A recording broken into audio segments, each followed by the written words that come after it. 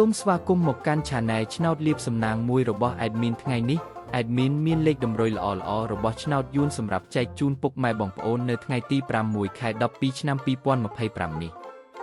ដូចនេះ Admin មិនចង់ឲ្យចំណាយពេលវេលារបស់ពុកម៉ែបងប្អូនយូរតោះយើងមកតាមដានលេខតម្រុយរបស់យើងទាំងអស់គ្នាសម្រាប់លេខតម្រុយ2លេខមានលេខ64លេខ27សម្រាប់លេខតម្រុយអូស2លេខមានលេខតម្រុយទី1អូស60និងលេខតម្រុយចុងក្រោយអូស7សម្រាប់លេខតម្រុយ3លេខមាន517គុណនិង128គុណសម្រាប់លេខតម្រុយថ្ងៃនេះ Admin សូមជូនពរឲ្យពុកម៉ែបងប្អូនជួបតែសំណាងល្អទាំងអស់គ្នាហេងមានលាភមានជ័យ